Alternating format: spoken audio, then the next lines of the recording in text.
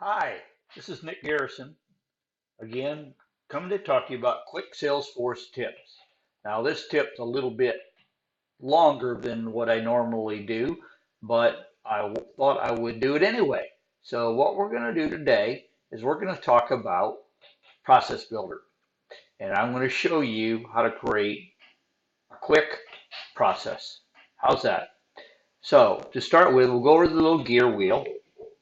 We are going to click on Setup if I can ever figure out that. And we're going to come to setup. And over here, we are going to click on process builder. Click on that. Link. This is what you'll see when you're first starting a new process and you've never done it before. So over here, it says with the process builder, you can easily automate everything from daily tasks like approvals and follow-up emails to more complex processes. But we're not going to talk about complex processes because this is quick Salesforce tips. So what I want to talk about today is a simple process. And that simple process is when you create one record, it creates another record. In this case, we're going to create a contract from a new account. So our process name is create new contract. Now I'm not going to go into any details right here, but you can put in whatever description you would want. It's probably a good idea depending upon your users that they know what this process is for. When does the process start? A record changes, and that is you've created a new account. We're going to click Save. Now, what's our object? Our object is what starts this process. What object basically triggers the process? What has to happen? In this case, it's when we create a new account. So we're going to click on Account, and that process starts only when a record is created. Don't worry about the rest of this right now. That's for another video, I guess. But it's also when a record is created or edited. You don't want to do that because you're just basically starting a contract, creating a contract or another record when you create a new account. So we're going to click Save. So this is your starting point, your account. Now, what's your criteria? Your criteria is that every time you create a new account, you're going to create a new contract. So that criteria name can be contract every time. How's that? Now, what has to happen? Um, what we're going to do is there is no criteria.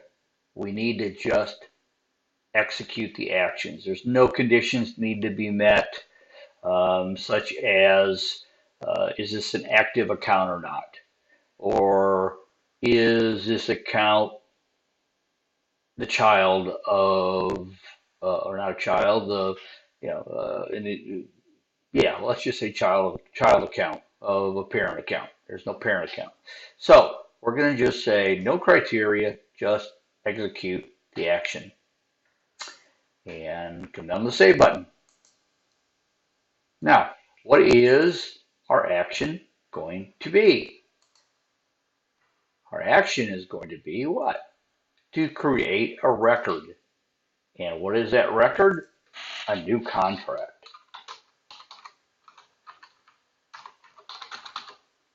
And I can't spell today. All right. And the record type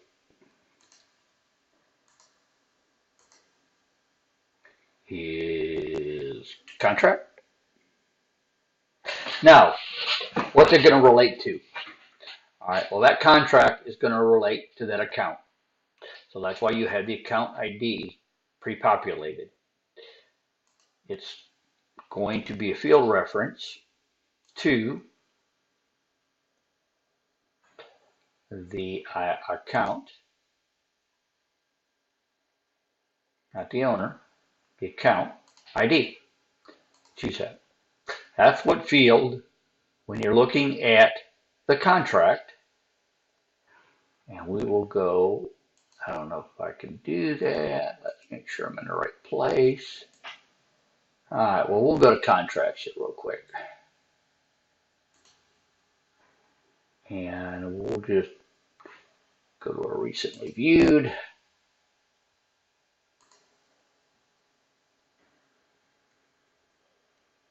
Well, I don't have any contracts. Okay, we'll click on new. And you can see there's a account that relates to this contract. So that account will be populated in this account name here on the contract. You can also see there's a couple other fields that are required. Status, contract start date, and the contract term. Cancel out of that. We're going to go back to our process, new contract. So there's another field, status. In this case, that's going to be draft. Let me go back to contracts again and new. To mention this right here, you have a status, and that status can be activated, in process, draft. But what we're saying for this case is that whenever you create a contract from a new account, the status is set to draft. All right. Let's go back to our process, and you can see a status set to draft. Now, the next thing we need is a required field is contract start date. That start date is going to be a formula. And we're going to create the formula. And the function is going to be, let's say we're just going to create it for date and time, and we're going to say today. Choose that. Okay. And we're going to use this formula. All right. Now, so we have account ID, the status, which is set to draft, a contract start date, which is today. For simplification, we're going to have one more, and that's the contract term, because that is another required field. All right. And there we go. In this case, it's just going to be a number. We're going to set these contract terms for 12 months, or yeah, 12 months. And it's just going to populate that number in that contract field. So this is our criteria: account ID coming from the account, and then the fields that are going to be populated in that new contract are status, contract date, and contract term. We will hit save. Okay, so your basic process to create a record from another record, in this case account, creating a contract, is fairly simple. Won't get any more difficult, but this is a simple one. Now let's test it. Contracts. Well, let's say we got to go to account, and we're going to create a new account. Oh, you know what I did?